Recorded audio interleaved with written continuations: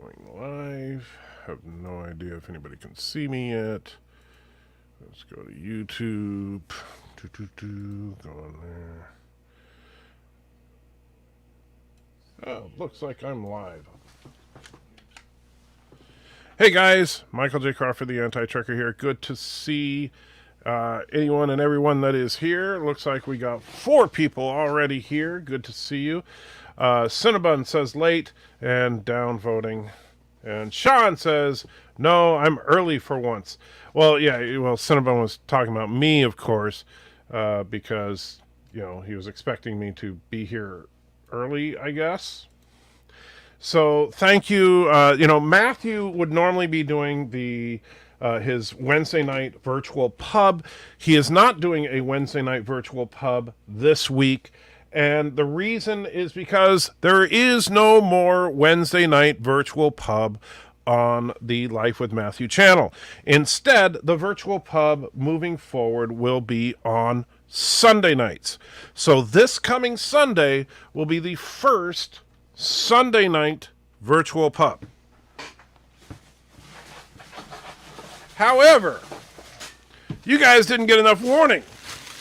So I figured, well, then dang it, I'm going to host the Wednesday night pub since Matthew wants to be a jerk about it. So here we are. So I'm getting some ice and I'm going to pour myself a drink, something. I don't know what yet, but bear with me here. And then we'll throw it out for you guys to join in and talk about whatever. The only thing I ask is same rules as Matthew. We're not here to argue about anything serious, so please no politics and crap like that. We're going to talk about whatever we feel like talking about, but just not serious, heavy stuff. And Matthew's number 1 rule has always been no talking about the virus that shall not be named. Hi, Auntie. Yes, you are here. So I'm going to crack open this. I've never tried this. This Jack Daniel's Winter Jack. I have no idea what the heck that means. So I guess we'll find out. So I genuinely have no idea what Jack Daniel's Winter Jack even is. But we're going to crack this baby open and sample whatever the heck Jack Daniel's Winter Jack is. So just opening up the bottle. Smells very apple-y, which is funny because I just had the last thing I had on the last few virtual pubs and stuff was Jack Daniel's apple, so I'm assuming it's going to be similar. So I raise a glass to all of you out there, Jack Daniel's Winter Jack. That's not bad. It's basically apple with a little bit of cinnamon. So, not too bad. And not heavy on the cinnamon, which is good, because I don't like a lot of cinnamon. Alright, so let me see if I can get this stupid thing here working. And so that I can put this in the chat. And yes, insert boomer jokes and all that crap. Alright, so there we go. There's the official link. And let me see, we'll do the pop-out chat. That'll make it easier to follow the chat. And that way I don't have to look at my ugly mug when I'm trying to look at the chat. So hopefully somebody decides to join us. Whiskey, you're a good man, sir. Well, multi-gun man, I do like me whiskey. Scotch single malt is my favorite. I'll tell you that I didn't crack open this one. I cracked it open a little while back, but I haven't had much lately. Is a nice 18-year Lismore. This is really good. So I'm a little bit of a Scotch snob. I like my Scotch single malt and at least 12 years old. No link yet? I could have sworn I posted it. All right, let me try that again. Paste. There. I know it's in there that time. All right, so let's see. And All right, so let me look at the chat while I'm waiting for people to join in. We got Multi-Gunman says, how's it going? I'm hanging in there, my friend. Bradley says, looking and sounding great. Thank you, my friend. I don't think I look great, but I appreciate it. I only have one light on right now because I was moving some stuff around. By the way, the super chats, I can't play animations yet because I'm working on getting a few things set up, but the lighting is kind of noir, but it kind of fits the bar motif. And I had this old-timey shirt, so I just figured, why not? All right. Multi-Gunman says, pour us one, too. Well, you know what? If you were here, Multi-Gunman, I absolutely would. Moxley Fan 21 says, hello, how you doing? Multi-Gunman says, whiskey, you're my good man, thank you. Thomas says, do we have to see your chest hair? Don't look. It's not like I got Lore Reloaded level chest hair. I mean, come on. Man. Wesley says, did you miss my stream? Yeah, I've been working all day. So, yes, I did not. I've not seen anybody's stream today. And Cinnamon says, what are those things on the left in the guild box on tab 4?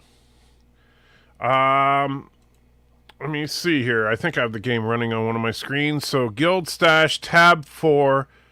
There's nothing in tab 4. So... no idea what you're talking about. Well, there's one wand in tab 4. So I think I'm not quite sure what you're talking about there, Cinnabon. And so yeah, this is the guild stash. So yeah, just making sure. Viv says, "Hey, Alturtistan, where's the adorable Auntie? Auntie is actually right behind me. So she's been a little feisty today. She didn't want to go for a walk because it was raining. Auntie does not like going out in the rain. And come on, is nobody going to join me? Seriously? And Forza throws a couple of bucks in. Thank you so much, my friend. Says, we got lots of snow in New Jersey. 8 inches and counting. And wants number 15. Well, I can't play number 15, Forza. I don't know if you heard a minute ago. But the Super Chat animations are not functional right now because I'm doing this as a StreamYard stream. So I can see your Super Chats, but I cannot play them yet. So I apologize in advance, but Forza, if you remind me the next time that you and I see each other, I will play number 15 for you, okay? What did someone kick you a cottage in Canada? No idea what that's supposed to mean. And how you doing, says Valor. Doing okay. Alex says, dear Antchecker, who would you cast to play the Orville's hypothetical equivalent to Q? I'll go with Malcolm McDowell. I would go with John DeLance. And, I mean, I'm just saying, I love John DeLance. Multi-Gunman says, with that background, Shirts looks like one of those the most interesting man in the world commercials. I don't always drink whiskey. But when I do, it's Jack Daniels. Because I'm a cheap bastard. And by the way, I see a couple of you in the background there, or backstage. I'll let you in just a minute. Cedric throws $5 in, though. Thank you, Ced. And says, do you think Top Gun 2 will go straight to pay-per-view and is this Tom's last Mission Impossible? Don't know about the Mission Impossible. Tom Cruise will probably keep working until he is dead. But I don't know. I know that a lot of movie companies are debating whether or not the prospects are going to pay-per-view or just direct to streaming and stuff like that. Disney obviously has the upper hand in that department, but we shall see. But now Matthew always comes up with a great question to ask people as he brings them on. And then he says, I'm going to limit it to like 4 people, and then completely ignores that. So in the tradition of that, I'm going to bring on my favorite nemesis. Good to see you, Darren. And so Darren, what is your favorite adult beverage? Rusty Nail. A rusty nail. Never had one. What is in a rusty nail? It is, and I haven't drank in a while. You have Drambuie, and you have usually some Windsor, and then some fruit juice. That sounds tasty. So yeah, I enjoy it. And so I hope you are doing well, my friend. Don't know if you knew about the whole move with the virtual pub. So, and no, guys, I'm not going to be going until the wee hours of the morning because I do have to work bright and early. But this is going to be an abbreviated pub. I apologize.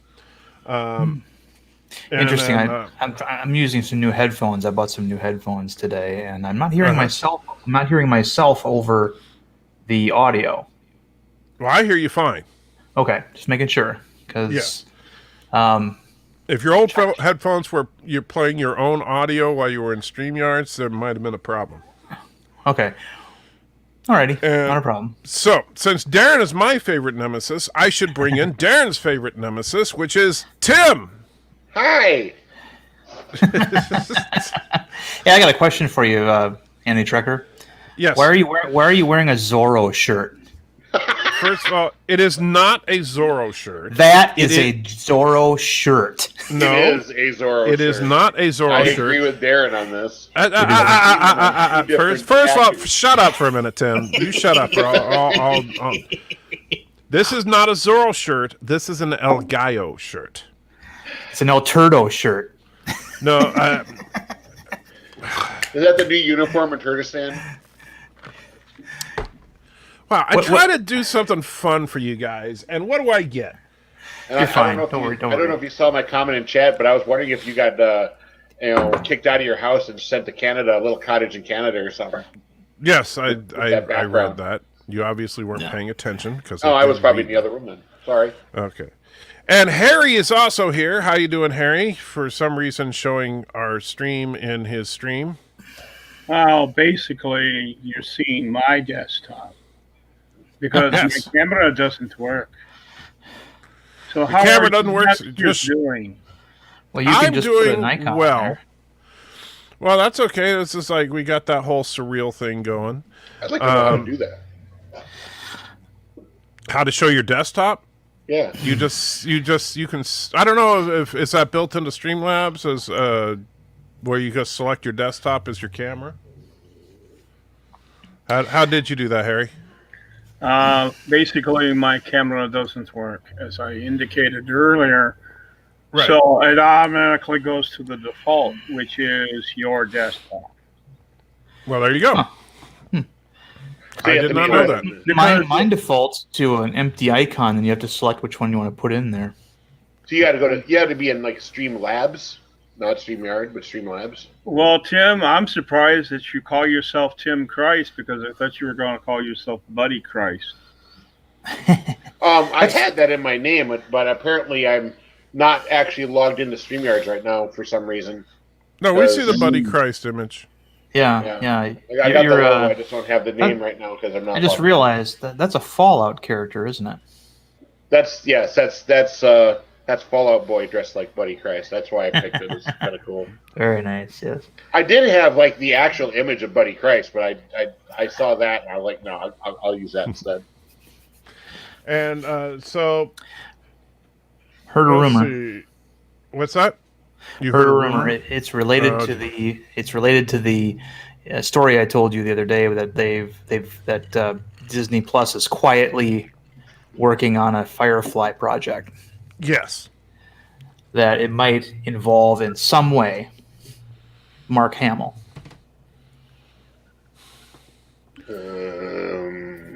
Mark Hamill in a Firefly reboot? That's kind of weird. Well, it's not. We don't know if it's an actual reboot or not. They're gonna make him the priest. But if I was I was trying to develop a TV series and I was given an edict from on high saying, okay, we got Mark Hamill, we want him in there. I would put him in as one of the original owners of the Serenity, and have him be like a person that they visit every now and then. Just one of these, like Gandalf, on a lower key Gandalf kind of a deal. I wouldn't make him the star, but have him be an occasional guest star that hey, it's Mark Hamill. I could see that, but I don't know. Mark Hamill is kind of a big name to throw into a series like that, unless he is the star of the series. I don't know. He was never the star of the Batman cartoons. They had him in. Oh God, what was it now? The man does voice work for video games. He'll take a guest starring role. I'm not saying he wouldn't do it, but I'm saying if I had Mark Hamill, I would be headlining him. Yeah, You know. in Kingsman, he was a side character. He was just a goofy professor that they kind of shuffled around the screen. Thank you so much. Joe Biden donated $1. I truly appreciate it, and says, "You look good in a Zorro shirt. I'll let you rescue me any day. Hail Caroga, number 97." It is the mark of El Turdo. By the way, Eddie Trekker, you really got to learn your references. That guy was talking about that commercial. It's the Dos Equis commercial. The most interesting men in the world. Yes, I got that. You did. You didn't. It sounded like you didn't understand it. Dude, I said I don't always drink whiskey, but when I do, I wow, Tim, you were just like in another place today. I don't know where that place is. I am, man. I played cards like crap today with my friend. And look, it's the crazy man. Speaking of another place, real cards or fantasy cards? DC deck builder cards. Buna, crazy man. How you doing, Alexander? Oh, I just needed freaking Dr. Evil. They are cheap. He does look like Dr. Evil. I never thought about that. It's the Russian Dr. Evil, or the French Canadian Dr. Evil. The Russo Canadian Dr. Evil. I'm eating cookies. So do me a favor, Alexander. Alexander, do me a favor. Do this. Yep, definitely Dr. Evil. All right. So, let's see. Joseph wants to know if I watched Expanse yet. No, me and Mrs. Antrek are going to watch it after this stream, actually.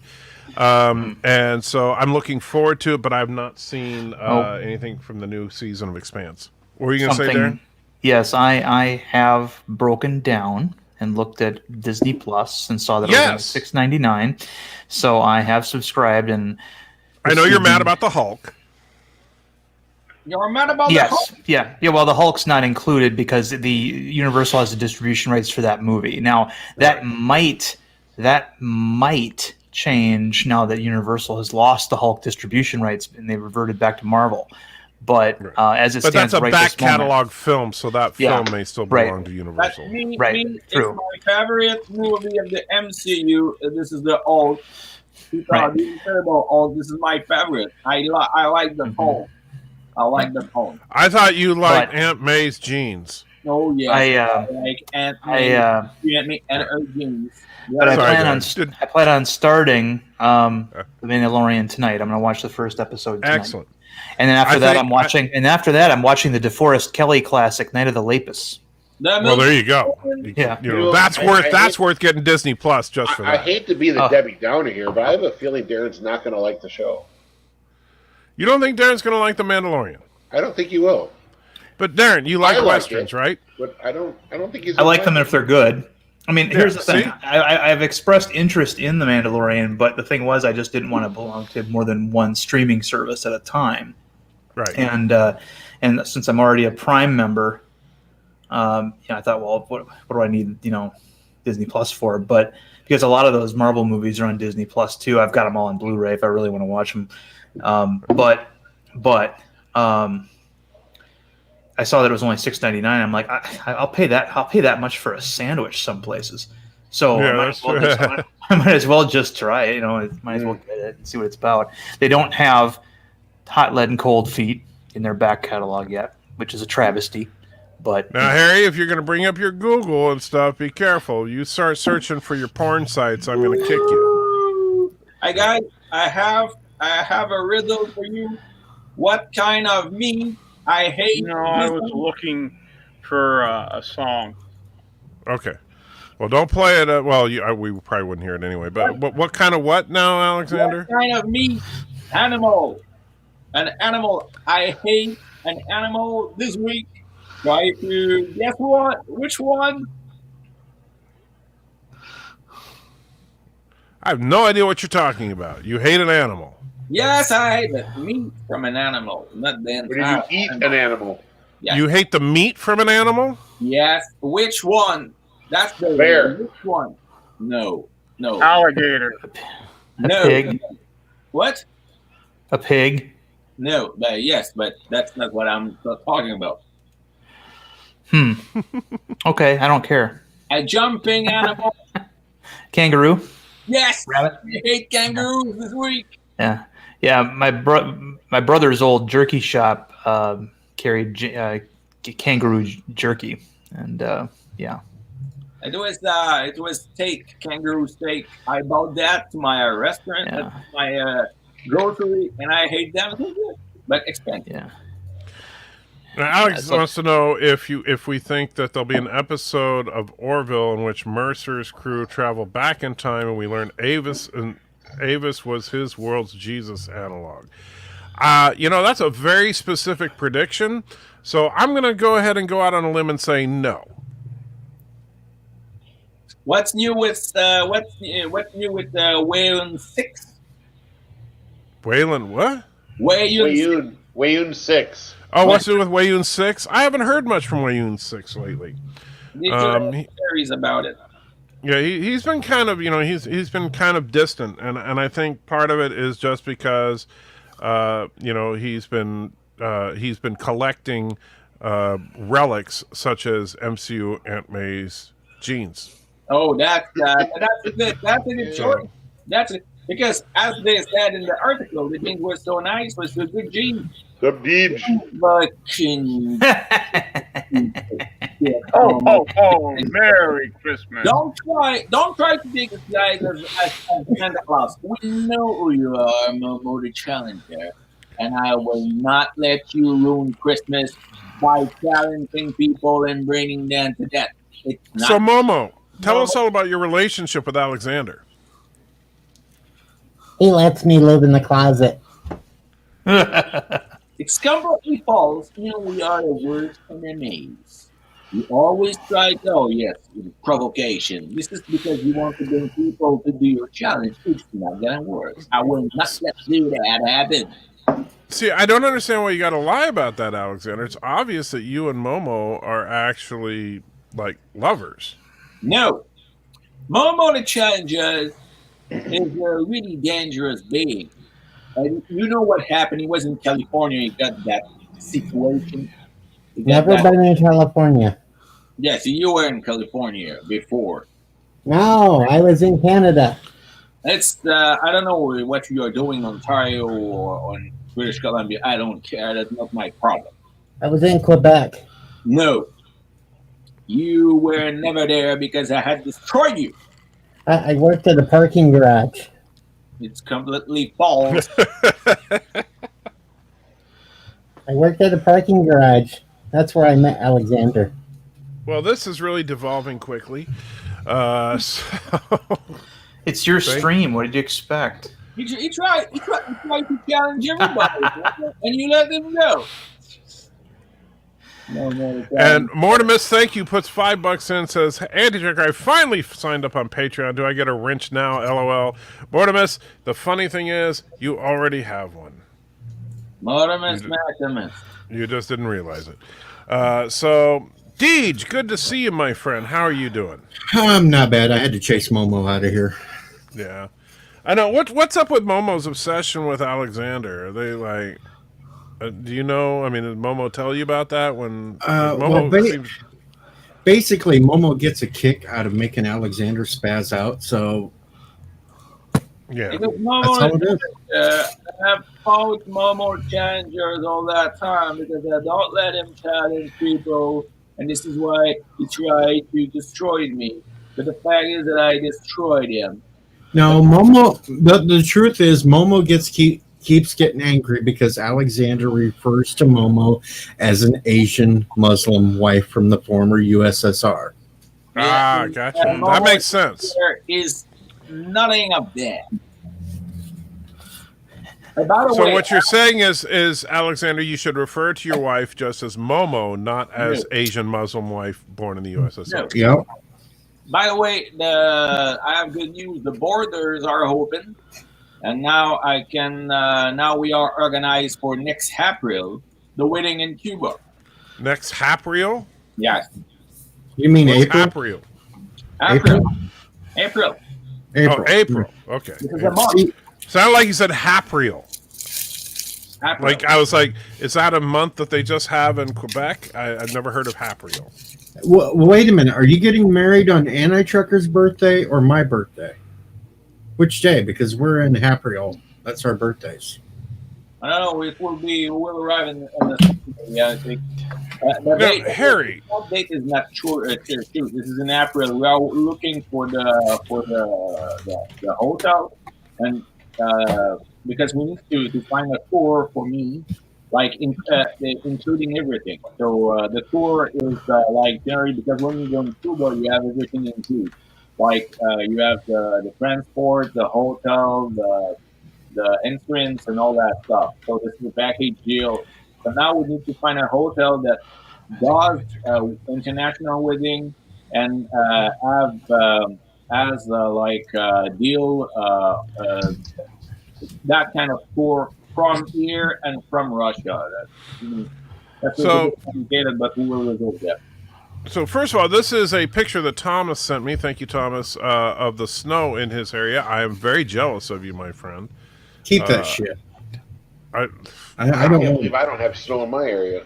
I love snow, and Shocked right I've now. never lived in a place that's gotten a lot of snow. So that's just the way. That's it works. why you But love Harry, Harry, look, you're No shit. you're here on the panel. You don't have to put a super chat in to ask what's going on with Christy Rand. Around November, she was involved in an automobile accident. She was fine for a couple of days. Then they diagnosed her with TBI. And when I communicated to her via Skype, she did not recognize my face. Mm. And as you know, traumatic brain injuries can be life altering. And Absolutely. she's always been, very bright, but the last couple of times that I've communicated with her, she doesn't seem to be the same person. Man, I am sorry. And this is a good friend of yours, Christy. Yeah, she's a good friend and a cousin, not cousin, but a student, as well as some of her cousins were students of mine. Oh man, I am truly sorry, but absolutely thoughts and prayers to Christy, and I will put her on my list. Oh, people, and any others that do believe in that, please do. And thank you for sharing that, Harry. And man, I'm sorry that it's always difficult when you have a friend that's going through something like that. So just be there for her as best you can. And that's a downer, but man, I appreciate you sharing it with it. You're welcome. By the way, so to try to lighten things up a little bit after that, Alex wants to know which X-Men storyline would you like to enjoy seeing adapted to a film. So I'll go first because it's my show, and I'm going to say I would like to I would like to see Days of Future Past faithfully adapted. And what is that? It's Alexander and his chips. It's not me. It's not me. So I would say Days of Future Past, but faithfully done to the source material because it's a far better story in the comics than it was in that god-awful movie. Darren, since I know you're I'm going to save you for last, Darren, because I know you probably got the best answer. So, Tim, what do you think? X-Men story from the comics to be adapted into a film, what would you say? I honestly got to abstain from this because I've seen enough crap-ass movies. I don't think anybody's going to do any of them right. All right. Harry, I hate do you to know say any that, X-Men stories that you'd like to see adapted to film? My wife is more into comics than I have been. Okay. Basically, I defected from my homeland in the 60s, and until about 1980, I was very involved in the military. And then from then on to about 2010, I was into educating and people who are gifted. So I regret. You're like the wrong person to ask. Yeah, and which is ironic because I'm the oldest person in the group. That's okay. A few decades. And so, okay, Deej, how about you? Got anything? The most I want to see out of anything X-Men related on film, on screen, is Rogue getting her full powers. I think we'll actually see that in possibly in Captain Marvel too. That's the only thing that I'm really looking forward to the most. And I so don't think that's Alexander, going to happen. I I want don't to think see that's the going to happen at story- all. I want to see the story where Colossus became the proletarian.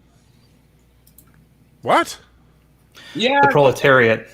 Yes. Oh, okay. There was one issue during the Chris Claremont, Dave Cockrum era where Colossus was brainwashed into a Soviet supervillain called the Proletariat. I don't even remember that one.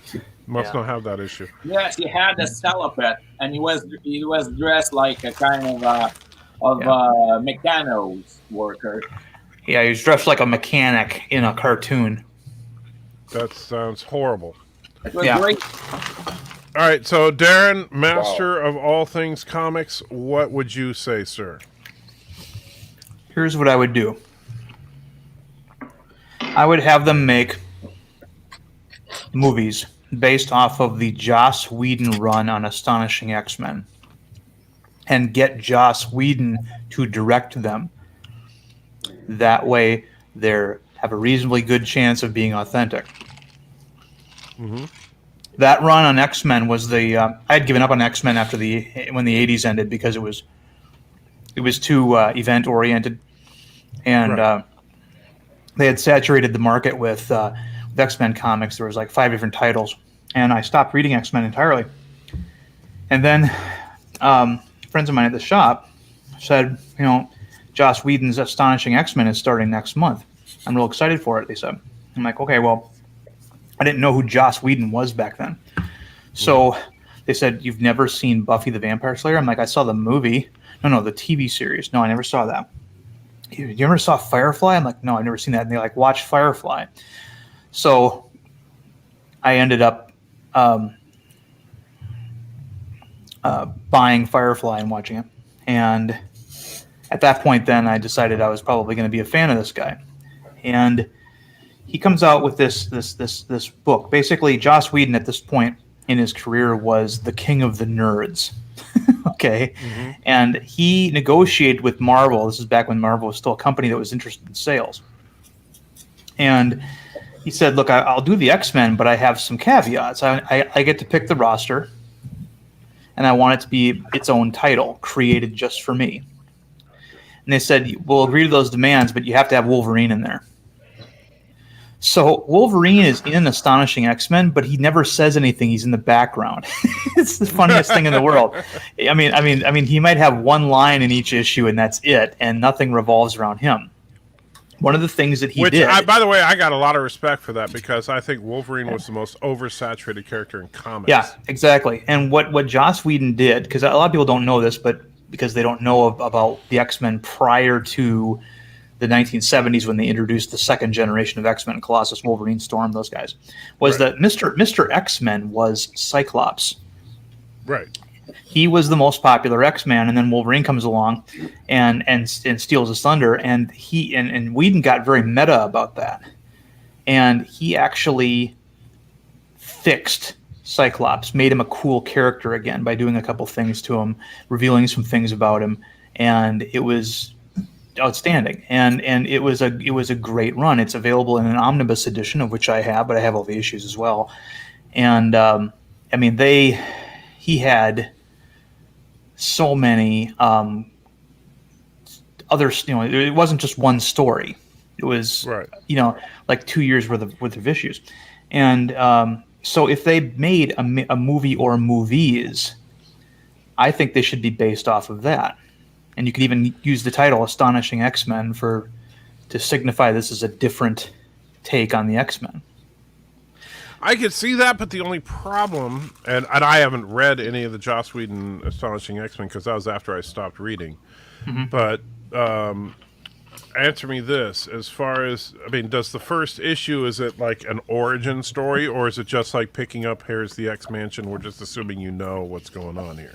In the previous issues of X-Men, Grant Morrison had taken over, and one of the things he did was he got the X-Men out of their costumes and into these leather biker bondage outfits. Kind of like the movies? Kind of like the movies. And the first issue of Astonishing X-Men, Cyclops says to the team, we have to make the public think that we're superheroes again. Get out your old costumes. And Wolverine grumbles, and it's back into the spandex or something like that. Well, anyway, they fight a monster in New York. And just after they fight the monster in New York, the Fantastic Four shows up. And they're like, and there's this funny little moment where they're like, this is sort of like our gig, right? Mm-hmm. We're the one that fights the giant monsters that come out of the ground.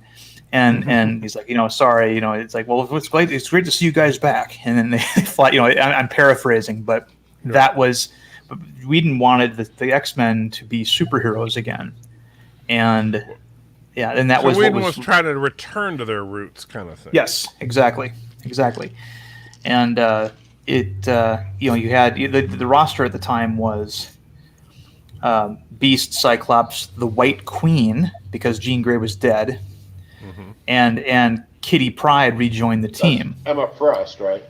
Emma Frost, yeah, the White Queen, yeah, and which honestly, not a fan of her being an X-Men, but that's she was reformed. I mean, Marvel's big thing is that they like to take popular villains and reform them into anti-heroes at best, sometimes good guys at best, Right. And she was actually the one who had taken over for Professor X, teaching the students at the school. She was the head mistress because she had done it before in the Hellions. So she had the credentials, and they just made her that. And Whedon made her sort of like Cyclops' therapist, and she's the one who, because they were seeing each other at the time, and she's the one who basically got him to come around, and because previous writers during the Claremont era had, including Claremont himself, had basically turned Cyclops into a jerk. I mean, he Jean Grey dies. He marries a woman who looks strikingly a lot like Jean Grey. Then when the real Jean Grey resurfaces, he leaves her husband, his wife, and their son to go be with Jean Grey again. And there was just all these. They made him he was the team jerk, basically, and he got redeemed in that. Joss Whedon figured out a way to get him to be cool, cool again, and he became the coolest guy on the team. And I like the idea of making Cyclops cool again. Yeah. But there are elements of that I don't like. Like, I don't like Emma Frost. I never cared for her as a character. Mm-hmm.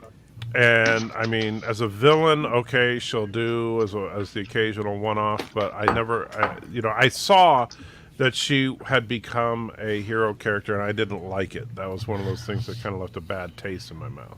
Well, Emma Frost was a very two-dimensional villain, but when they made her into a good guy, they added some dimensions to her that made her different than the one that you remember from Yes, and I know Joss Whedon is a great writer, but I just don't like that. You don't like the visual of I never liked the design of the White Queen. She stopped wearing the lingerie, by the way. She wore something else that was I mean, she's not going to she's not going to prance around a school for gifted youngsters as their head mistress in that getup. I mean, they're not going to do that. Come on, why not? Now you're ruining. Well, maybe if she's teaching sex ed, I don't know, but maybe. But the thing is, they did refine her, and I'm down with that class. They made her, because I was in the same boat as you. I'm like, what's the White Queen doing in the X-Men? I mean, I know before they had Magneto as the head which I didn't like that either, by the way. I thought that making the literal leader of the Brotherhood of Evil Mutants become the headmaster of Xavier's school was like beyond stupid. Yeah, it was an interesting choice, but I thought Emma Frost worked a lot better. And there were obviously members of the team that didn't trust her, and she spends the entire run trying to earn their trust, and at the very end, they're like, you did a good job, and so. Oh, and I got to say, I know it's not what you were talking about, but still, the worst thing about the Magneto thing was that they had to change his costume where he had a giant M on his shirt. What? Yeah, yes. That was Magneto a had a 80s. giant M on his shirt. That was a redesign that he didn't use Yeah. very often. I mean, yeah, it's Yeah. That to me, he's sounds the like helmet. multiple Santa from the Tick. You know, Yeah. Santa with a big M on his front. Yeah. I would like to see a movie with Lana Condor Jubilee as the main character, and in the movie she should be naked as much as possible. One of the interesting things about the Astonishing X-Men run was what happened to Beast. What happened to Beast actually happened before in the Grant Morrison run. You know how Beast is always messing with his body chemistry? Right. Like originally he was the ape-like Beast, where he had like big, huge hands and feet, and he was an acrobat. Right. But he was human looking. He was relatively human looking. Well, then he experiments on himself, and he turns himself into the indigo-haired, Wolverine-haired guy with claws. He tried to do it again, only this time he literally became like the Beast from Beauty and the Beast. He became cat-like. I think I've seen images of that. Yeah, and I was yeah, like, and- "What? Wait, when did Beast literally Yeah. look like Beauty and the Beast?" Right, exactly, and that was Grant Morrison's idea because he likes to infuse like, fairy tale. He likes to infuse like folklore and stuff into it. So he made Beast literally into the Beast from Beauty and the Beast, except he was still blue. But what's his face? Whedon didn't change that, but he had some practical things that he had problems with. He could no longer do experiments in the laboratory because he didn't have hands with fingers anymore. He had paws, and so he had to have assistants help him mix things and stuff like that. And that was kind of interesting. It was like, he's like, why did I do this to myself? That kind of thing. And there was just a lot of funny stuff in there, and there was a lot of good Joss Whedon moments. One of my favorite lines in it was when shortly after Kitty Pryde came back. And she's a bit of an older woman now. She's not a teenage girl anymore. She's like, and she has, and she's a little rusty with this whole superhero thing. The new Brotherhood of Evil Mutants shows up at the X Mansion and takes it over. Is and this one of led those, by Mystique, or is this a new Brotherhood of Evil Mutants? I won't spoil it for you, but anyway, what's I'm never funny going to is, read it. Oh, you will if I get it for you. Oh, But well, that's true. well, actually, you probably won't because you're dyslexic. But yeah, you're right. Shit, jerk. No, I still read comics every now and then. But no, it appears to be led by the White Queen. Okay. That's what's interesting. And then there's two White Queens, and then I'll have to, it's an interesting story. But one of those characters was a character called Negasonic Teenage Warhead, who was later of course, appeared featured in Deadpool. But she's very different in the Marvel universe. She has a totally different power set and things like that, and she's a goth. And when she says, "Well, who are you?" and she goes, "Negasonic Teenage Warhead," and Kitty Pryde goes, "Wow, we really have run out of names." It was like my favorite little line in that comic. It's a very Whedon line. Yeah, and I gotta say, I you know what? It's funny because Negasonic was my first exposure to Negasonic Teenage Warhead was the Deadpool film. Yeah. Yeah, me too. I'd never heard of the character before, and I didn't know that. Now I figured that she was an authentic X-Men character because of how Deadpool was the first time they actually got Colossus right. Mm-hmm. So I figured, okay, this must be an accurate portrayal of some X character that I've just never seen that was developed after I stopped reading. Yeah, but I loved the Deadpool's reaction to her. Yeah. Negasonic Teenage Warhead, up until very recently, had it was a completely different character each time you saw her, which led to a whole bunch of fan things. Like she was, like for example, in Joss Whedon's run, she's like this creepy goth girl who makes her dreams reality, and so she's kind of like a reality altering character, kind of like Proteus. Except it's not really under her control. It's all covered by her, it's controlled by her subconscious. So, I mean, it's a very different character than what you saw in Deadpool. And so I think in Deadpool, they wanted to take the warhead part literally. Right. And made her basically they made her into Nitro, where she's able to self-detonate. Right. What I thought was funny is in Deadpool 2, when she is dating Yukio, which is supposed to be the same character from the Wolverine movie. Yeah. Which makes no sense, but Right. you know, Yeah. Continuity is all messed up. Sense. Yeah. But you see, the funny thing about, and that's where the Deadpool movies get it so right, is that Deadpool will call out the lack of continuity. Yeah. You know, when he's like, "I take you to the professor." Wait, McAvoy or Stewart? Yeah, McAvoy or Stewart. These timelines are so confusing. and that's why, honestly, I think the best thing that the MCU can do once the COVID craziness is over and they can get back to making movies again is bring in Deadpool and completely mess with the entire Marvel continuity. Because, I mean, what better way to bring in, to merge all these different timelines than to have one character that's aware of that. Yeah. If the Doctor Strange movie title is accurate, then there'd be a way they could do that. Yeah, well, that's the confusing part, because apparently if you've watched all the previews for everything, you got to start off watching WandaVision, then you have to watch the next Spider-Man movie to even have any explanation that's going on with the Doctor Strange movie. But here's the thing with that, Deej, and this is where Marvel is a cut above basically everybody else. Everybody's going to watch WandaVision, and then they're going to, whether they watch it on Disney Plus or they watch it on the high seas, they're going to watch it before they go see Doctor Strange 2. Because everybody knows it. And because Marvel, unlike a lot of other companies, they're not hiding what their plans are. They're telling you, okay, here's the continuity, guys. Yep. And they're being incredibly smart about that, because they know that you're going to go see, it's like they knew that Captain Marvel was going to make a bunch of money just because it's part of the Marvel continuity. Right. But now Conan is in the Marvel universe.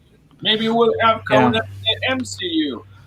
Have they teased any kind of new major supervillain or major bad guy that we're going to be looking Not forward that to? I've seen. I haven't seen them actually tease who's going to be the next big bad. Right now, it's kind of it's kind of funny because, of course, Marvel, every time they got another property like Godzilla or Conan, they would integrate that character into the Marvel universe. I mean, at one point, the Transformers were part of the Marvel universe too, which was awesome. So was G.I. Joe, of course. So was G.I. Joe, and the RoboCop. And Rom Space Knight. Let's not forget Rom Space Knight. Well, Rom Space Knight actually stayed in their universe even after the Parker Brothers deal fell through, 9 years later.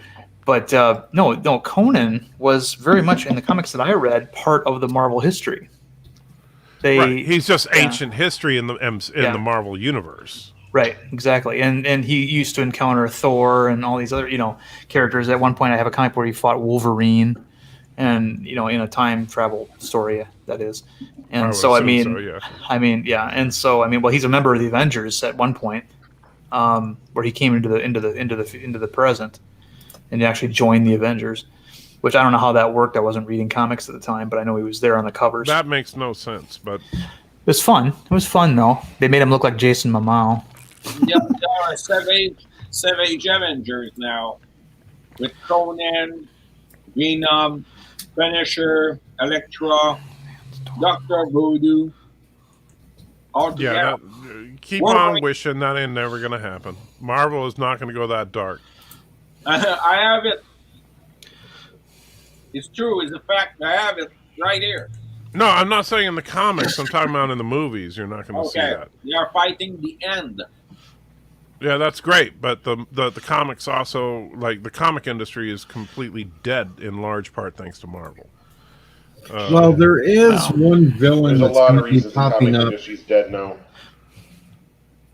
I didn't say there weren't other reasons. I'm saying in large part due to the Marvel has. No, I know. The problem is Marvel has decided that we're in a post-profit era, and so they're continuing to push absolute crap, not caring about the fact that they're spitting on the grave of an already dead franchise. Yep. Yeah. Well, they've got one villain that's going to be popping up in the next couple of Marvel movies. Really? Kang Momo. the Conqueror. Ooh. But They can make him thing interesting. That's good. The thing about Kang and all the characters that have been mentioned, excuse me, is, like even Galactus. Galactus is not going to be a huge multi-movie arc. Galactus is a one-shot event, right? And that's where, think about one of my favorite comics featuring Galactus was Everyone versus Galactus in the John Byrne run. Where the Avengers and the Fantastic Four basically fight Galactus in a weakened state to a virtual standstill.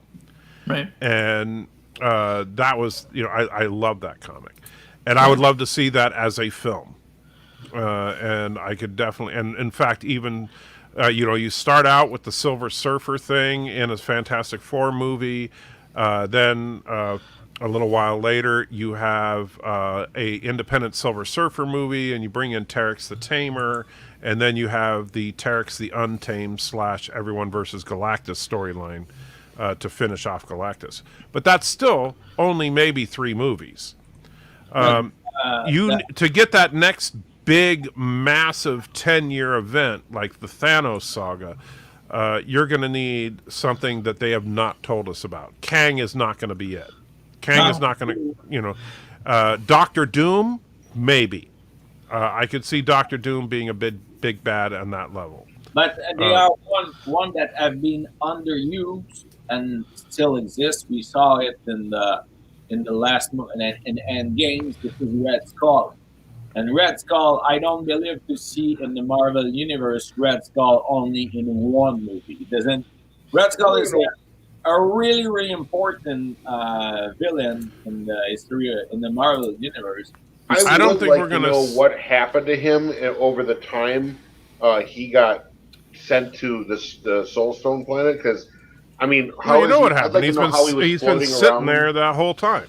Yeah, but I mean, he was like floating around. He obviously had more juice than when he was fighting Cap in the first. Yeah, but you know what? I don't think there's a big story there. I think that the mystery of it. I think the mystery of it is better than anything they could do with it. But, I don't think we're going to get Red Skull as a major player in the MCU. Unless they bring back Captain America.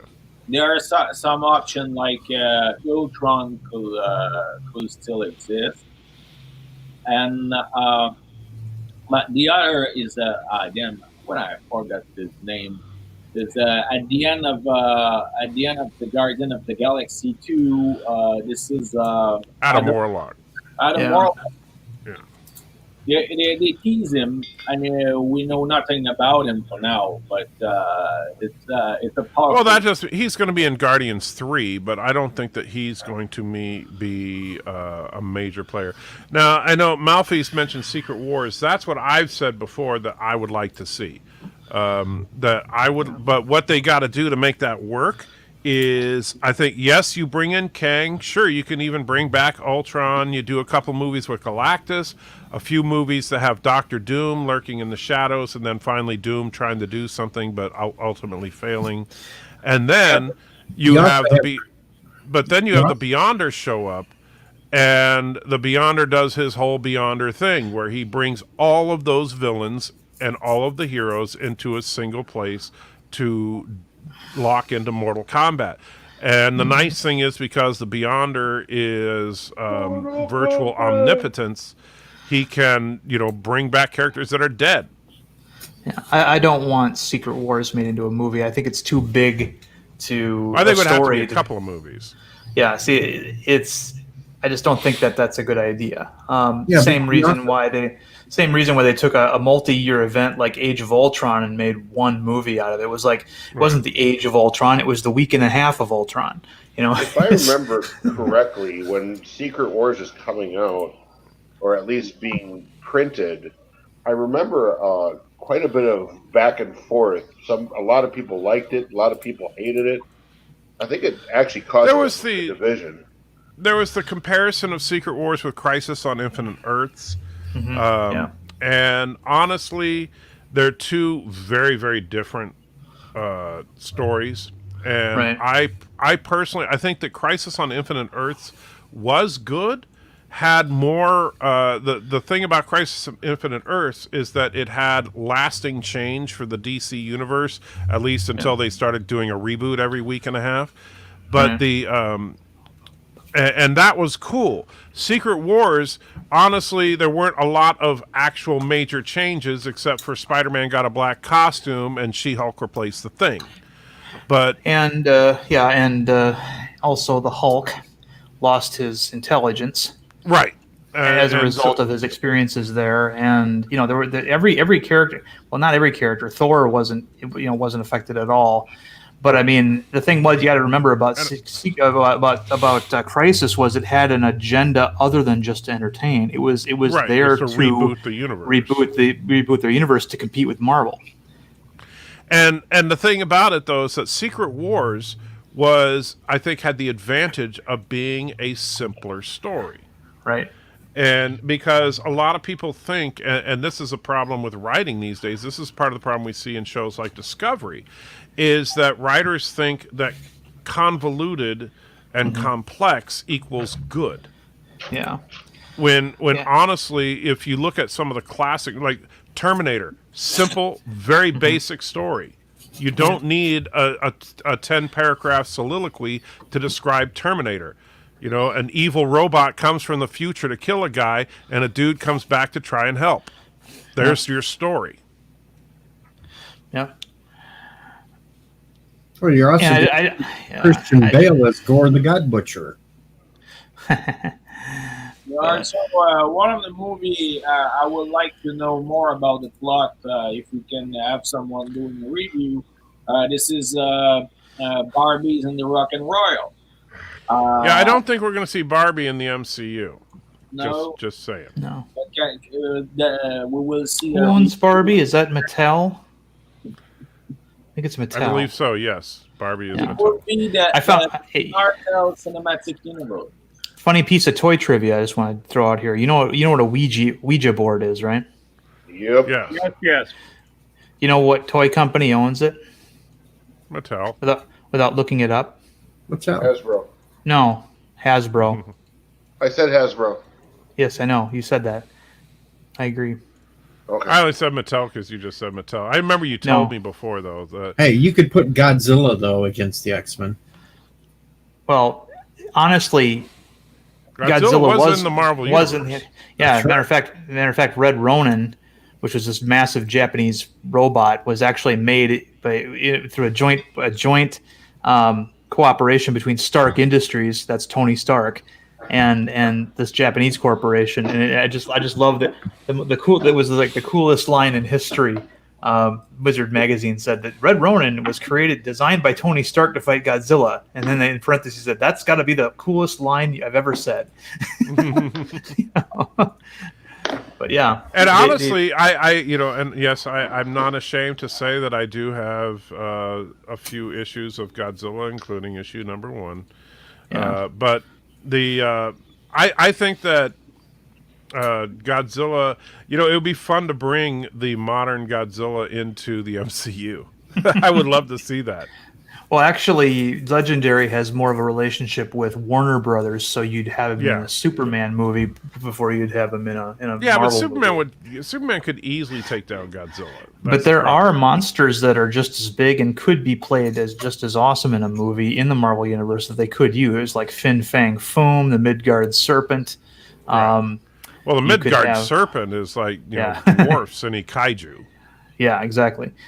And there's Marvel at one point in the 50s. That's all they did was giant monster comics, like Mumra and Fangor and all these other. That's what Kirby and for those did. of you that don't know, the Midgard Serpent literally wraps itself around the Earth.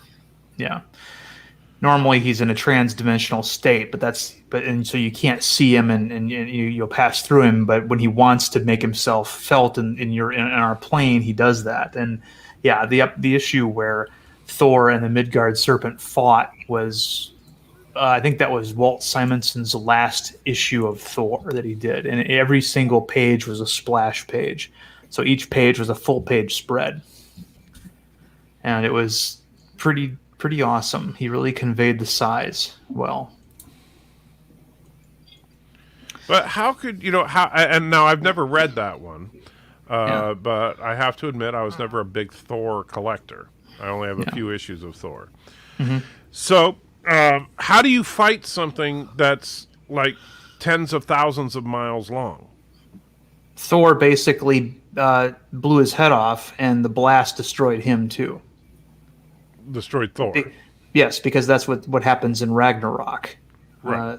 Or at least one version of Ragnarok, where he and the Midgard serpent grapple and fight, and Thor didn't survive the encounter. He was disintegrated by his own power, and later on he got resurrected, of course. So right, because you can't go without Thor.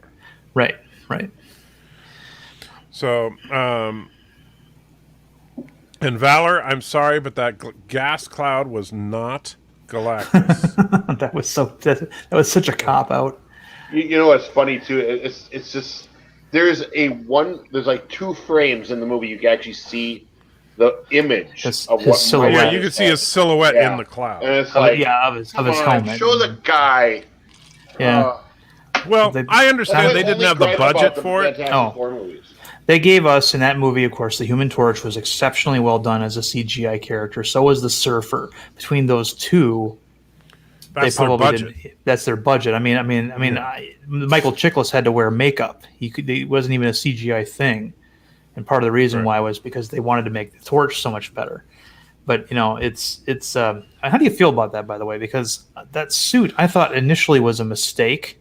I liked it actually. I'm not one of the anti suit people. I think that the thing it grew felt on like me. the thing. My problem with the Tim Story Fantastic Four movies was Mr. Fantastic and the Invisible Girl were not their characters. Right, exactly.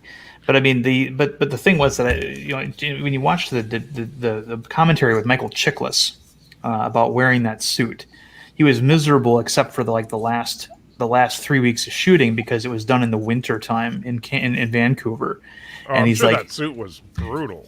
Yes, he's like the rest of the cast had to wear those skin tight FF uniforms, and they were freezing. They had like heaters standing by to warm them up between takes, and he's like, and I was standing there nice and toasty. He's like, because the suit was so warm, but his. When his wife came to be with him as they were applying the makeup and putting the suit on, and she started panicking for him because he has a little bit of claustrophobia. Michael Chiklis does, and that suit kind of bothered him on a different level, and she knew that about him, and she started panicking like for him. It was almost like a what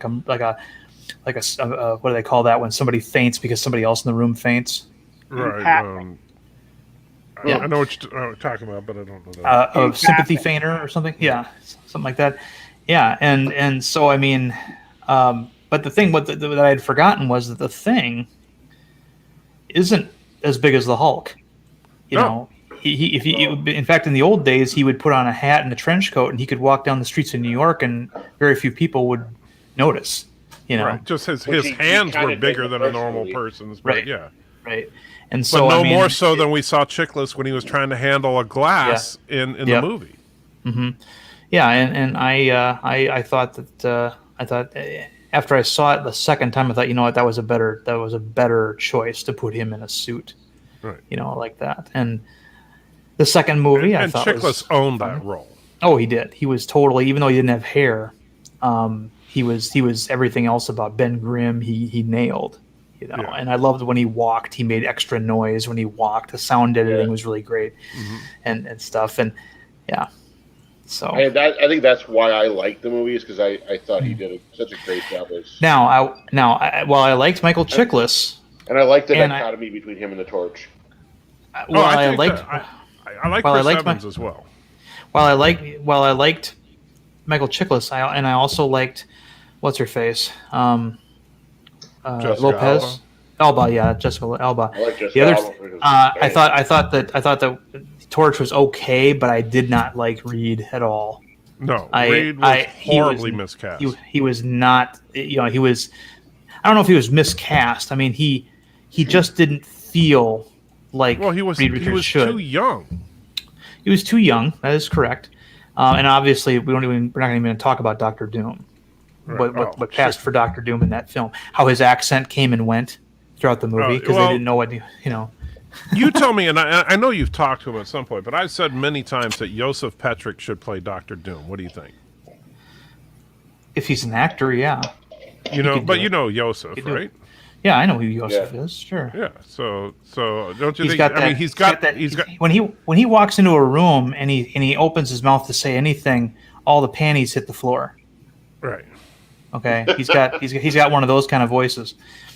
But yeah. I mean, Doctor Doom should sound like someone like that, where English is his second language, but he speaks it very well. And in the first Fantastic Four movie, they weren't at first. Doom was supposed to have a Latvian accent, and there are a couple of scenes where he's speaking with this foreign accent that you can't quite place, and then they dropped it in all the other scenes, and it's just. So his character just goes up and down like a yo-yo when it comes to characterization. At first, he's this aristocratic, aloof guy pouring wine and talking about why he wants to marry Sue Storm, and then Right. the next one he's talking like a tech millionaire of today. And I know that he's supposed to be based, and I've never read the Ultimates, so I don't know anything about it. But I know he's based more on Doom from the Ultimates comic. Yeah, that was crap. But I think giving Doom inherent superpowers was a stupid idea. Total mistake. Yeah.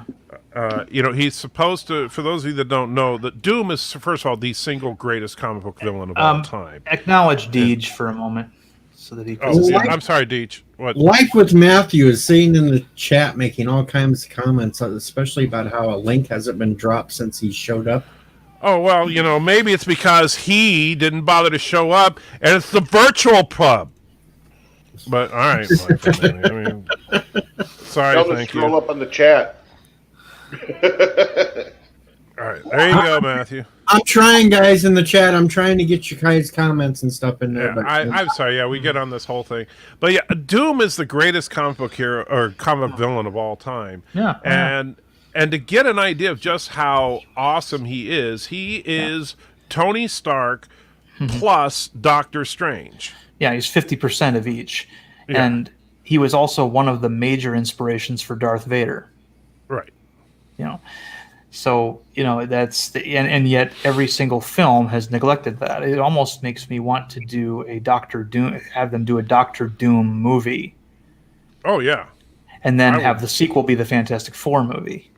So I would love the origins. to see a Doctor Doom movie. Yeah, yeah. I mean, that would actually work. So yeah. Well, and that's one thing that why that abomination of a film, Fant Four Stick, when that film came out, I was so disappointed because when I heard that Josh Trank was doing Fantastic Four, and of course he had just done Chronicle, and I was like, okay, so if he does Fantastic Four the same way he did Chronicle, where the main character is the villain, I'm gonna be down for that. And then we got that absolute. They decided to use the Fantastic Four from the Ultimate line, which the Ultimate line was a hit or miss thing. I mean, when it came to the Avengers, they took just enough stuff from the Ultimate line to really make it, to make it edgy without making it violate the spirit of the Avengers. For example, casting Samuel L. Jackson as Nick Fury, for example, and using that version. That's from the Ultimate line. And Thomas, what do you mean I still didn't put the link is in there 2 comments before you said I didn't put the link in. No, it didn't show up. Yeah, I'm staring at it right in front of me. It might be showing on yours, but it never did show up in the chat. Well, go to freaking live chat. I found it in the chat. I am in live chat. Here. Yeah. And go to top chat. Insert boomer joke here. Lately, YouTube has not been showing certain postings that you tried to throw in. Yeah. The third time you put the link in is when we finally saw it. There it is now. It just showed up right after I say I don't know. But Marvel's got at this point, I don't know if you heard the big news from this week out of Marvel Comics. They've officially canonically made Star-Lord polyamorous, which also means he's bisexual, and they did it expressly for the purpose of pissing off or trying to have some effect on Chris Pratt, who has been targeted for destruction by the because he's a Christian. The Twitter mafia. Yeah. The Twitter mafia, and by Ellen Page. I don't care what she calls herself now. So I mean, that was the only, and this is why Marvel Comics and the comic book industry is where it's at right now, is because of this kind of stuff. Mm-hmm. Honestly, if you could just get off the comic book pros off of Twitter, that would do a world of good. But yeah. Well, haven't they already said though the comics and the MCU are two different beasts? Yes, I know, but. Now that they've done it, now that they can demand that the movies do it too. See, this is all part of the plan. It's kind of like when they put out this stupid story where there was a black Captain America before Steve Rogers, and they put it out, and then a whole bunch of people who don't even read comics, who are in the race industry, started demanding that the Isaiah Bradley character gets screen time in the movies. Right. Because somebody decided to do this. It was basically an Elseworld story that Marvel decided politically needed to be part of the continuity, even though it didn't make any sense.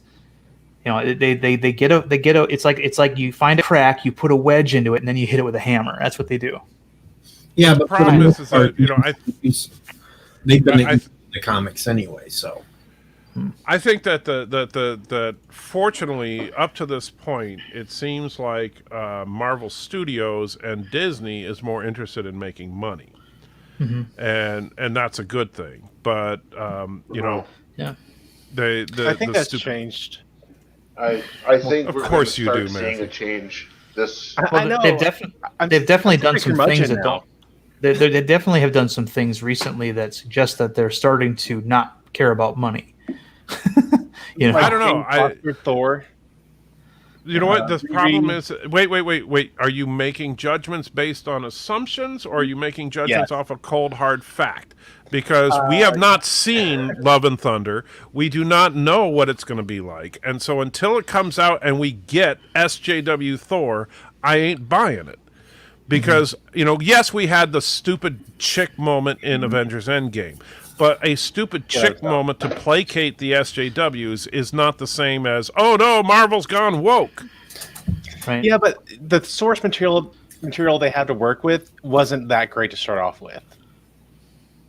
Which is, but hold MCU is different, but they still do take inspiration from the comics. If you look at, and in fact, Darren even pointed out earlier in this conversation, which of course you weren't here for because you don't care about your own pub, but the wow, yeah, you don't even have your pub background on. What's up with that? Yeah, but Darren pointed out earlier that Age of Ultron was week and a half of Ultron. It had nothing to do with Age of Ultron. Civil War.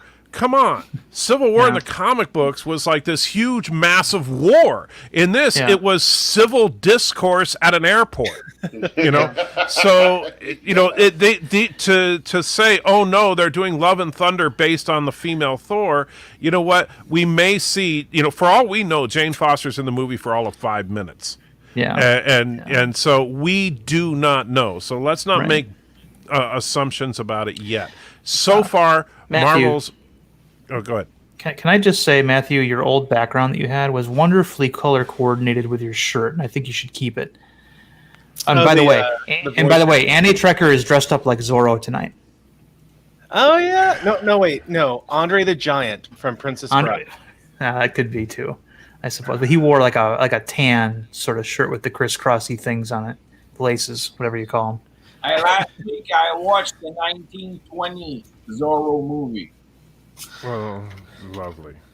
The silence movie from 1920 about Zorro. It was good. Yeah, they what the Marvel Cinematic Universe has done is they take inspiration from some titles and such, and they come up with like Age of Ultron is big, great, big, huge event, and it's really just a week and a half long adventure. When that storyline lasted a year, Civil War I think lasted over 2 years. The repercussions of that were far-reaching, and yeah. Well, let's see. When we got what they did with the, what was it, Secret Invasion? Uh-huh. Like I definitely like they changed the entire Look plot. at that. Alexander's in a Momo sandwich. It could be a bit of a dig Hey, against Alex. the current political. Well, So yeah, I instead of mean, Skrull being the ultimate bad guys, they're just these poor immigrants, and we're trying to stop them. It's like yeah. Well, I'm surprised that they didn't use the whole President Luthor storyline in the DCU, which was actually created to protest George W. Bush. They did. No, wait a minute. They did reference.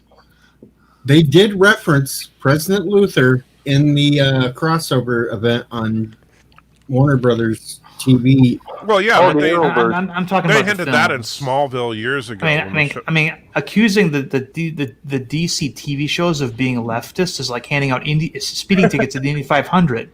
Okay, that's what they do. We're not surprised by that. But in the major Hollywood productions, having a great big storyline. I mean, you can't tell me that they didn't retool Maxwell Lord into a lookalike of Trump for no reason whatsoever.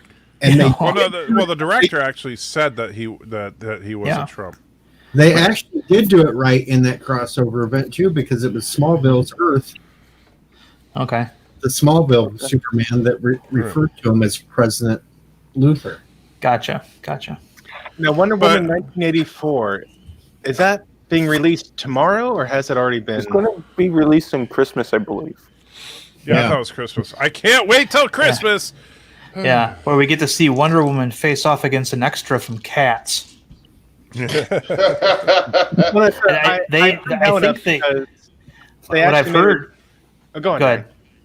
I've heard is that they've actually gone back and redone some of the CGI for Cheetah to make her look less like those awful entities in the Cats movie. Well, that movie did suck. Did you actually see that? I think Wonder Woman 1984 that's going to suck. And a lot of feminists were upset with What's-Her-Face for making Wonder Woman the way they did it in the first film, and so this apparently is her trying to make up for that. Were they mad at her skirt size or something stupid? They were mad at all kinds of stupid shit, but the biggest thing that they were mad about was the fact that it wasn't a man-hating film, and it actually made a lot of money, and a lot of people liked it. That was the big reason. Right, it was a good movie. So what's their response? Make a crappy movie. I'm still going to give it a shot. Now, Gal Gadot did make the claim that the main villain, Lord, was it? That he's Maxwell supposed to be, Lord, he's supposed to be a Trump knockoff. But I think that with a pretty big grain of salt. Actresses say a lot of stupid things. No, Dude, look at him. Listen, Matthew. You may not be familiar with the Maxwell Lord character, but Maxwell Lord in the comics is a dead ringer for Bruce Wayne.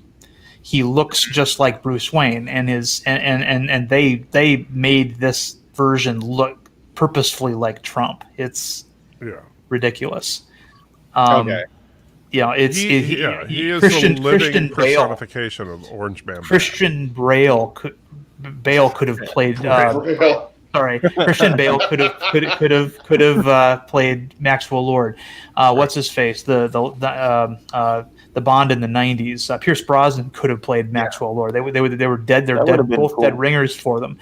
Instead, they got Pedro Pascal in an orange floppy hairstyle to play him, and it just doesn't work. So the Mandalorian? Pedro Pascal's playing him?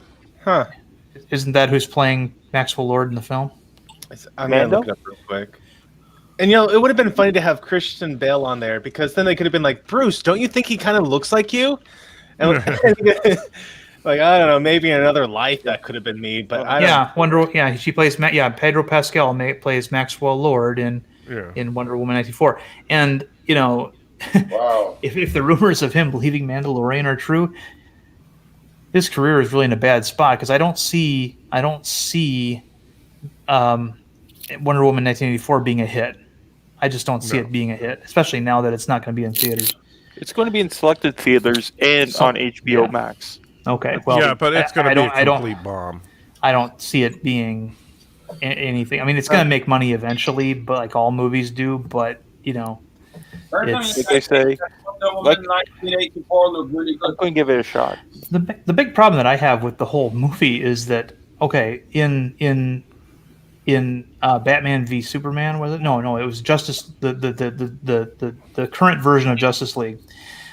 Nobody knew who Wonder Woman was when she shows up during the Doomsday fight, and now we're apparently finding out that in the 1980s she was this big media celebrity. Bruce Wayne is surprised when he finds this 1819 picture of her. It's one of the best scenes in Justice League, but now we're finding out that Wonder Woman is at gala events. She's seen in shopping malls. She's being interviewed by reporters in 1984, and it's like, what has happened to your continuity? I don't know. By the way, and gave up on that. It's not true. This is Diana. Diana is interviewed. Diana is known, but when you see, like in the shopping center when they are fighting, she destroyed the cameras.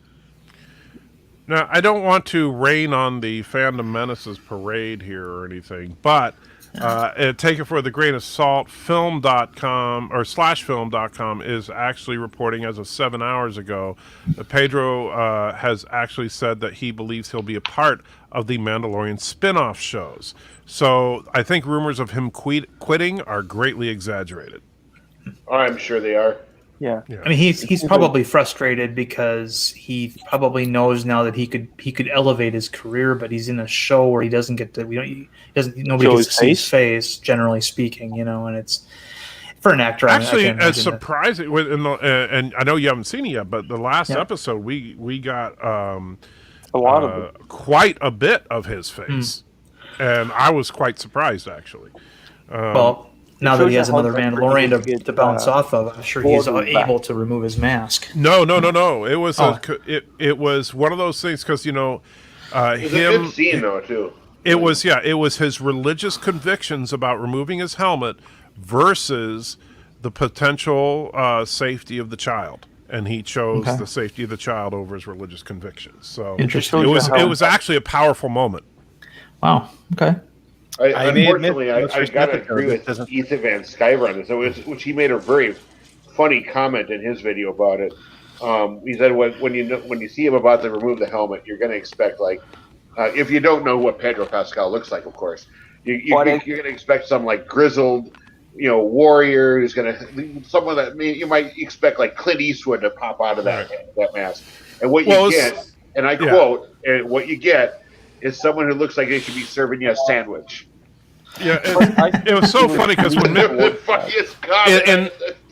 in season 1, in the episode where his helmet is removed, in the one episode there, and you see his face for the first time, Mrs. Antitrigger was like, "What?"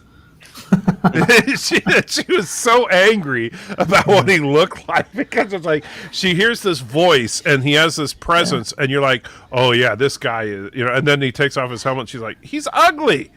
Yeah. Well, the funny thing is when I first figured out who he was, I'm remembering Game of Thrones when he's fighting the Mountain. He's a showman. He's trained with a staff. He's a good fighter, but he's flamboyant. He likes to show off his skills, and the Mandalorian doesn't let him do that. He's basically walking around like a truck, letting blasters hit him because his armor lets him. But one thing I did like. There's a lot of things I liked about the last episode. It really don't spoil too much. Darren hasn't seen it. Darren hasn't you're seen fine. it Go yet. ahead. No, it's okay. I haven't seen it either yet, apparently, because I didn't know. I can selectively forget coming. things. I can selectively forget things. Let's just say that his fight his fight on their way to where actually humanized him a little bit because he was not wearing his armor and he had to actually strategize how he's going to fight. Yeah, and I like that. And just as I'm about to wrap things up, I can never get your name right. Metropolis, you know, just say your Radio name. Gary. Hey, Just call him Gary. Yeah, hey, it's been a long time. How you doing, my A friend? couple months. Metro Billings. Yeah. Metro And hey, Billings. good news. Wonder Woman Detmer. was released today over in the UK. But it is Oh, Christmas well, in the States. It's Christmas in England. Here you go, everybody guys. take your Merry VPN Christmas England. from America. It So was, NordVPN can let you go to Europe in an instant.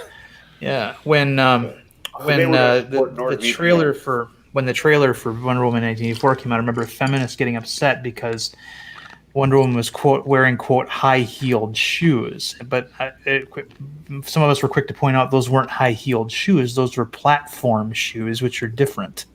You know, it was like they were just women would know that better than guys. You would think that, yeah. But I mean, you know, the platform shoes were something that people wore in the 70s, and I guess maybe they bleeded over into the 80s a little bit. Maybe, I don't know. A little bit, but not. Well, the problem is, I mean, I tell you, it makes me so mad when I see like this in the trailers and they show the stuff in the mall, and it's like no mall in America ever looked like that. You know, where every single person, and it's so funny because you freeze frame when they have all those people. Yeah. Every single person is a walking '80s stereotype. It looks like every single one. What they did was, we're doing the big mall scene. Everybody go to the local Halloween store and buy something '80s related. Well, I think this takes place in Los Angeles, right? I believe. And but here's the thing: the '80s didn't start looking like the '80s where I grew up in Wisconsin until about 1985. Yeah, it's like the we're coasts 10 years and behind over here. The coasts and the big cities on the coasts always are the cutting edge, and then it takes like a year or two for it to make its way into the Midwest, especially back then when you didn't have California. And I will tell you that no, it didn't look like that. Yes, you had your one oddball guy wearing a Michael Jackson jacket, right? Right. But you didn't have whole gangs of Michael Jacksons walking through the malls. Well, you're right. Yeah, they didn't look like didn't get out enough. Yeah, and the only platform shoes that were hanging around in the '80s were the ones that were diehard disco people. That's it. Yeah. So, you know, who knows? But look at that. I had to share this because this reminds me of the scene in Civil War, or no, Captain America 2, when Chris Evans is holding onto the helicopter in one hand and the building up the other. The bicep shot. Yeah. And he got poor and she says like, I'm strong. It's rough. This is another role that Gina should have done. This movie is going to be hilarious. I think this is going to be. Wait, just a second, Matthew. I think we need to watch this on a Thursday night. I think your tiara's coming off. Yeah, I think we're gonna have to sell the high seas. Tiara's coming off her head. I don't agree with Annie Trecker on the inadequacy of Gal Gadot to play Wonder Woman. It's just there's many versions of Wonder Woman over the years where she's just fine. I do think though that I would love to see a sequel if this franchise survives this film, in which Gal Gadot and her Wonder Woman fights a Gina Carano, whatever her name is. Carano. Sorry, Big Barda, and then they team up at the end. Because that would be a good fight. And the thing about Wonder Woman you got to remember is it's just like Superman. Superman is in shape. He's a hunk, but his powers don't really come from his muscles so much. You know what I mean? And Wonder Woman being a character of magic, her strength doesn't necessarily come from her, the volume of muscle she has in her body, whereas Barda's does. You know, I do get that. As far as I know, that like I don't have a problem with her being stronger than say typical people, because I know that she's one of the few characters that's almost a Kryptonian level power. Yeah. But that being said, I don't like the fact that in the first Wonder Woman film, she is literally the most petite person on Themyscira. And so if you're trying to show how powerful she is, don't have a whole bunch of women that are larger than her around her. Instead, have her, because Gal Gadot is not small. She's actually fairly tall. You could cast a bunch of petite women around her and make her the biggest person on the island, and that would have made it work a lot better. Her power doesn't. Her power doesn't come from her being an Amazon who grew up on an island. Yes, I know that. The Amazons were different. They it's kind of like how Thor is superhuman even for an Asgardian. I get that, but you're missing my point, Darren. It's not about what you could logically explain. It's about what works in a visual medium for storytelling. And if you're trying to portray her as being powerful, you need to have her look powerful. This does not look powerful. This looks like someone who is straining, sitting on the toilet. Still frames like this can often be misleading. I mean, the only true Wonder Woman is Linda Carter. Period. Well, she's not coming back, so you need to look forward. I think that this frame could have worked for the record. Not just movie frame, but her body frame could have worked if she was like 6.5 feet tall and just was taller than everyone else. So even if she was like a little petite girl, if she was taller than everyone else, you'd still be like, okay, yeah, I can work with this. When you first put this up, I'm thinking, what is she in? Like a really hot tub or something, and it's burning. She's in a Jeep. She's in that's not what I thought. That's what I thought initially. Was that what is she in a vat? Yeah. Okay. There you go. It's hard to tell if this really is the same scene or if they're doing some trailer trickery on us. Oh yeah. But it looks like it's two, not quite tanks. Two vehicles. Yeah. It's, Yeah. But the problem with that is that in the other shot where that is clearly not the same because it looks like she's sitting in a vehicle holding on to something else. No, you could almost say that she's holding on to the one while she's pushing the other. I love how they don't know how guns work. And how about the worst CG bullet ever and they put it in the trailer? Yeah. So I'm trying to put the rough stuff in the trailer. I honestly think that this movie's going to be okay as long as you know what you're getting into beforehand and you got your armor on. I'll take you on that bet, Darren. I think. Well, I'm going to give it a chance and hopefully. Oh yeah, I'm going to watch it, but I'm not expecting much. And now here's the thing: if the movie is good, I'll be pleasantly surprised, and you guys know me. I'll say it. You did and then we'll get attacked by the Phantom Menace. Yeah, probably. But, which is stupid because the Phantom Menace liked the first Wonder Woman movie overall. So, if the second one turns out to be better than expected, why is that a bad thing? Because whatever, agenda. But I think that it looks terrible, but hey, I've been surprised before. I would honestly, I'm sure that they thought it was a good idea to have Cheetah in the movie. But when Cats did so poorly, I think they probably had second thoughts. Honestly, I would have gone with Giganta instead. I think Giganta would have been a better choice. Yeah. Okay. But but honestly, I mean, they're going to struggle with almost any villain they come up with for Wonder Woman. So Before you shut down tonight, too, Anti-Trekker, I have one Star Trek question. Okay, well, this will be it then. So what is your Star Trek question? Because I've been trying to shut down for the last 15 minutes. It's for you and anybody else on the panel. Do you consider the NX-01 refit canon? No. No. I want it to be canon, but it's not canon. It's not been shown on TV. It's I not bought canon. the calendar the other day. It is licensed by CBS. Licensed does not mean canonical. Right. Well, wait. There are books that are licensed that are not canonical. I'm curious. Why wouldn't Enterprise NX-01 be canon? The NX-01 is canon. The NX-01 refit is refit. Not. The refit is not canon because it was never shown on any part of this calendar is on TV. Right. Sorry, but that's not canon. It's a licensed property. It's like a pocketbooks.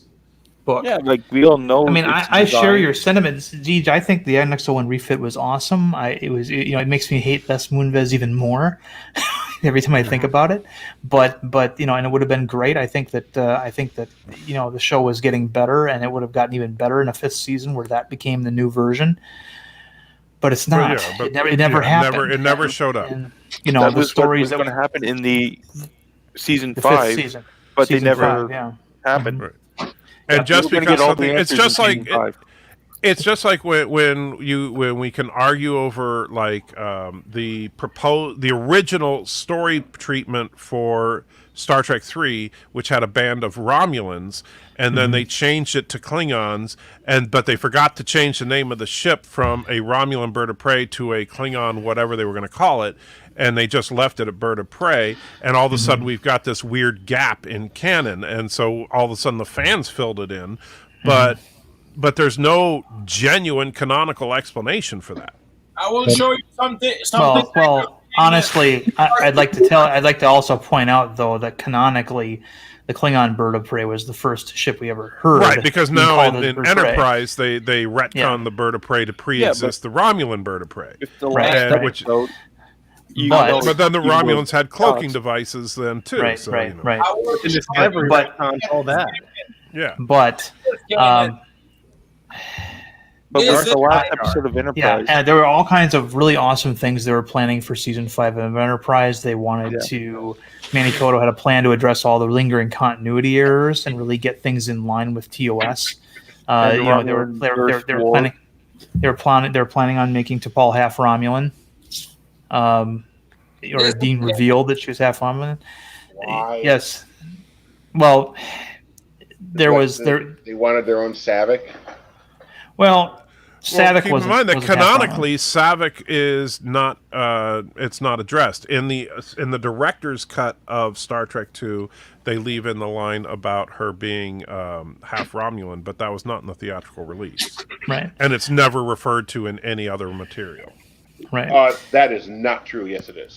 The closest we ever get to not in any canonical material, Tim. And don't give me some BS about the online game. No, I'm not. It's actually in the novelization. But that's not canonical. Not canonical. Yeah, the novelizations are usually written off of one of the first drafts of the script because they have to get things rolling and getting it ready for production. The whole reason she actually swore on the bridge in the very first scene, Vulcans don't do that. Okay, well, so there had to be something with her heritage then. There's some lingering lines, yes, but because it was never stated, she was full Vulcan. It was never stated, Tim, but it and was. Klingons didn't have a bird of prey, and they didn't have cloaking devices, and they left it in, and now they do. Yeah, true. Okay, so it was just a mistake. So apparently, this Vulcan says "damn." Yeah. So yeah, the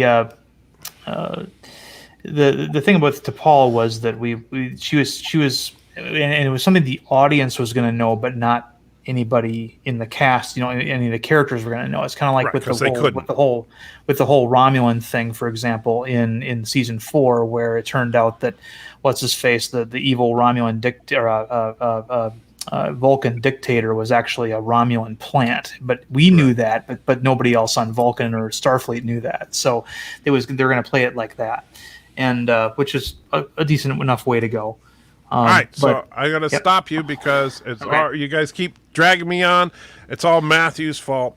I blame Matthew because this was supposed to be on his channel so that I could bow out and Professor Brainy Specs could take over. But no, Matthew wants to be a punk and instead doesn't do his live stream. But I wanted to do something to celebrate the end of the Wednesday night virtual pub. Matthew was a great run. I'm looking forward to the Sunday night virtual pub. And and then let's see. I got to get to the movie uploaded. Do you have that information for me so I can get that uploaded for tomorrow? I'll Skype you. Okay. Yeah. So hit me up and I'll do it first thing tomorrow morning. Because tomorrow night we are watching Hail Caesar. Okay. So Good movie. Never heard of it. I'll be there for that, right? Yeah, you can join us because you're the expert on this film. All right, guys. So with that, any last words from anybody of any import, other than Alexander? Hey, control this cannon.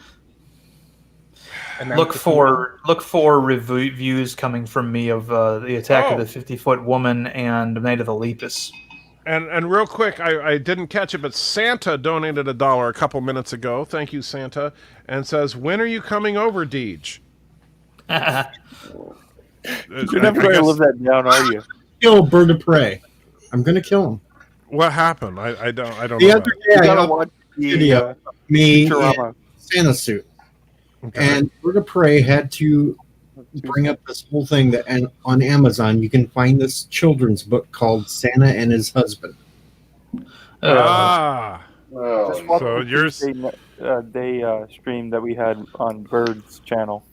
That's absolutely horrible to even think about. So thank you, Santa and His Husband. If you want something else nice to think about, check out Comic Artist Pro Secrets. Ethan Van Sciver made a wonderful tribute to 2020. It's a nice picture of Santa taking a dump down a chimney. Why would you? It's amazing, Tim. Why